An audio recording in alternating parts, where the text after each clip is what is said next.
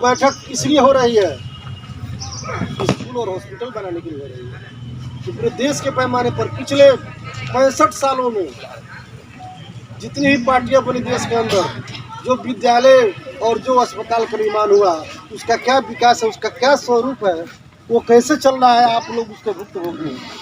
ये खोजना नहीं है, ना पूछना है किसी से। जितने लोग बैठे हुए हैं, अगर जितने लोग बैठे हुए कहा जाए कि सरकारी अस्पताल में जाके इलाज कराइए, तो नहीं भाई, हम चलते हैं प्राइवेट में। चूँकि यह बात को प्रमाणित करता है। अब जितने प्राइवेट हॉस्पिटल चल रहे हैं चंपारण के अंदर, मोतिहारी के अंदर, तो लंबी भीड़ लगी रहती है। और चले जाइएगा सरकारी हॉस्पिटल में, तो वैसे लोग जाते हैं कि गांव में आपस में दंगा फसाद मारपीट करके झगड़ा करके इंजूरी बनाने आते हैं।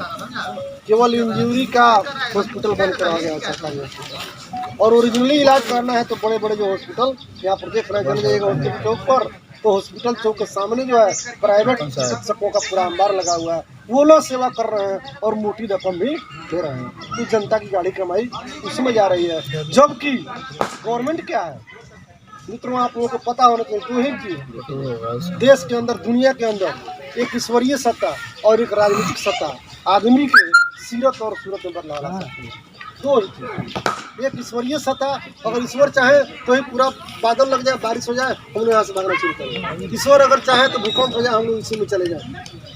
लेकिन अगर सत्ता चाहे, राजनीतिक सत्ता चाहे अगर, तो दुनिया के पैमाने पर जो अभी हम लोगों का हाई स्कूल दिल्ली के अंदर सरकार अरविंद केजरीवाल के नेतृत्व में चल रही है, दुनिया के अंदर जो स्कूल होना चाहिए, super speciality school, super speciality hospital में बना हुआ है, जो विश्व के लोग देखने आते हैं। विश्व का सबसे बड़ी शक्ति अमेरिका का राष्ट्रपति उस विद्यालय को देखने जा रहा है, उस हॉस्पिटल को देखने जा रहा है। तो उसी चीज को तो कौन लाया? एक राजनीतिक व्यक्ति लाया, एक राजनीतिक सत्ता जो है। 26 नवंबर 2012 को जब स्थापित किया गया था, आम आदमी पार्टी का गठन जो किया गया था, उन्हीं का सपना था कि ईश्वरीय सत्ता जिस तरह काम कर रही है, उस तरह राजनीतिक सत्ता को भी होना चाहिए। और दिल्ली के अंदर जो करके माननीय अरविंद केजरीवाल जी ने दिखा दिया कि आम जनता के सेहत की सुरक्षा और आम जनता कैसे आगे बढ़े, बगैर जो है तो ईंधन खर्चा किए हुए सरकार उसको मदद कर रही है शिक्षा और स्वास्थ्य को लेकर के। जिस तरह दुनिया के पैमाने पर, दुनिया के लेवल पर सूरज का प्रकाश और हवा के लिए पैसा नहीं लगता है, जल के लिए पैसा नहीं लगता है, उसी तरह शिक्षा के लिए, जिससे आदमी बनता है, जिससे आदमी वैज्ञानिक बनता है, आदमी जो है सुपर स्पेशलिटी हॉस्पिटल से लेकर के आपको बड़े बड़े आर्म्स बना रहा है। जैसे कि आप लोगों को पता होना चाहिए कि फ्रांस से जो है राफेल विमान खरीद के आया था 15,000 करोड़ रुपया में, तो इंजीनियर ने बनाया था, आदमी ने बनाया होगा। और हिंदुस्तान में ऐसे लोग आज तक पैदा नहीं हुए पिछले 75 सालों में कि वो जो है बीमार बना। इस तरह जब तक शिक्षा का प्रचार प्रसार नहीं होगा, और शिक्षा कहाँ जाए? उस घर में जाए जहाँ सदियों से अंधेरा रहा है, उस घर में जाए जहाँ पर शिक्षा का कोई नाम ही नहीं है। और देश का समुचित विकास, हिंदुस्तान का ओरिजिनल विकास तभी हो सकता है जब उस घर में दीप जलेगा, शिक्षा का दीप। दूसरा दीप में शिक्षा का दीप जलेगा, जहाँ सदियों से अंधेरा है, जहाँ शिक्षा नाम कोई चीज़ नहीं है। आप इतिहास के पन्नों में जाएंगे तो कुछ लोगों ने जो सत्ता उस समय जो चल रहा था प्राचीन काल में, तो शिक्षा पर बैंड दिया गया था कि नहीं, आपको पढ़ना ही नहीं है। लेकिन देश के अंदर आज़ादी मिली, और आज़ादी के बाद जो शिक्षा व्यवस्था कायम हुई 75 सालों में, उसका रिजल्ट 0 आया। इसीलिए राफेल विमान फ्रांस से खरीदे। मित्रों, मेरा कहना है कि हिंदुस्तान के बच्चे, हिंदुस्तान के नागरिक, हिंदुस्तान गरीबों के घर के बच्चे, किसानों के घर के बच्चे, मजदूरों के घर के बच्चे, इस तरह की शिक्षा दिया जाए, इस तरह की फैसिलिटी दिया जाए कि वो विश्व के पैमाने पर विमान बना दे, विश्व के पैमाने पर हथियार बना दे, विश्व लेवल पर जो सिस्टम है यहाँ पर खड़ा कर दे, विश्व लेवल पर यहाँ पर खड़ा कर दे। अभी आप लोगों को पता होना चाहिए, बिहार के सबसे कदावर नेता, जिसका बेटा उप मुख्यमंत्री है बिहार के अंदर, और पिछले 15 सालों से उसकी पत्नी मुख्यमंत्री रही, वो मुख्यमंत्री रहा, उसका बेटा उप मुख्यमंत्री है, किडनी बदलवाने के लिए सिंगापुर का ले गए हैं। क्या जी आप जानते हैं कि नहीं? कौन नाम है? नाम सब लोग बताएंगे।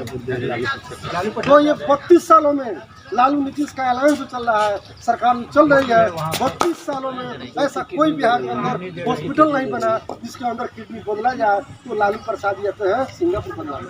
और आप ये भी बता देना चाहते हैं कि हिंदुस्तान के आज़ादी के 12 वर्षों के बाद सिंगापुर को आज़ादी मिलती है। ये भी मैं बता देना चाहता हूँ कि हिंदुस्तान के मुख्यमंत्री सबसे अव्वल दर्जे के मुख्यमंत्री अरविंद केजरीवाल जो आपके पार्टी के नेता है, वहाँ पर प्रबंधन क्लास लेने के लिए सिंगापुर की सरकार ने उनको आमंत्रित किया। और अंदाजा कर लीजिए कि आपकी पार्टी और आपका नेता किस दिशा में कहा जा रहा है हिंदुस्तान। इसलिए मित्रों, अब देश के अंदर जो है, देश के अंदर तो मैं नहीं कह रहा हूँ, दुनिया के अंदर इस व्यक्ति की मांग हो रही है, उस पार्टी के अभियान, उस पार्टी के स्थापना दिवस से हम यहाँ पर खड़े हुए हैं।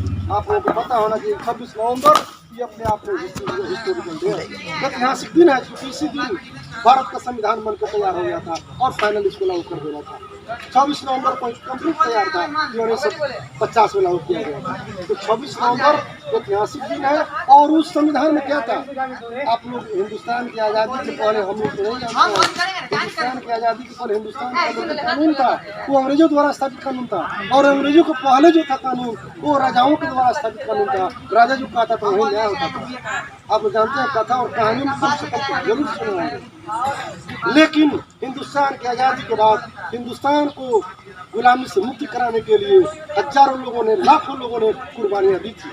अंग्रेजों को भगाने के लिए यही वो महात्मा गांधी का सत्याग्रह स्थल है, जिसके बगल में हम लोग बैठे हुए हैं। यहाँ पर गांधी जी आए थे 1917 में, 1917 में आए थे। और चंपारण के जितने गार्जियन लोग हम लोग के किसान और मजदूर, जिनके ऊपर जबरदस्त शोषण हो रहा था, आप लोगों को पता होना चाहिए हिंदुस्तान की आज़ादी की लड़ाई का यहाँ बीजारोपण हुआ और गांधी जी के नेतृत्व क्यों हुआ, क्योंकि सबसे ज्यादा अगर कहीं शोषण हो रहा था किसान और मजदूरों के ऊपर, तो चंपारण हो रहा था, मोतिहारी हो रहा था। इसलिए गांधी जी आते हैं और लंबी लड़ाई का ऐलान करते हैं और नतीजा वो 7 समुद्र पार और भागना पड़ता है। तो आपके हिंदुस्तान और चंपारण नीति का है, उनके हम लोग जो सजा बैठे हुए हैं। इसलिए मैं आप आम आदमी पार्टी माननीय अरविंद केजरीवाल जी की तरफ से मैं आप लोगों को नमन कर रहा हूँ, सभी लोगों को प्रबंध नमन कर रहा हूँ कि आप उनके बेंच पर बैठे हुए हैं, जिन लोगों ने गांधी जी के नेतृत्व में वो जो फिरंगी अंग्रेज दुनिया पर शासन करता था उसको भगाने का काम किया था। उनके मन से आपको मैं नमन करता हूँ। इसलिए आप लोगों पर एक जिम्मेदारी भी है, एक दायित्व भी है, जो पिछले 75 सालों से अंग्रेजों के जाने के बाद जो शासन स्थापित हुआ यहाँ इस देश के अंदर मुकम्मल प्रयास उन लोगों ने नहीं किया है, ईमानदार प्रयास नहीं किया। और उन लोगों ने केवल अपने जो है अपने परिवार को, अपने जो है घर में अपने जिस राजाओं का व्यवहार होता था उस तरह जो है वही लालू यादव ने कहा था कि रानी के पेट से जो है अब राजा नहीं निकलेगा। और हो क्या रहा है सब लोग ज़्यादा मुझे समझाने की जरूरत नहीं है। तमाम मिथक को पुनः राजतंत्र लाने की तैयारी चल रही है। एक तंत्र स्वेच्छाचारी फांसीवादी जो गौरव बता रहे थे वो सिस्टम लाने की तैयारी चल रही है।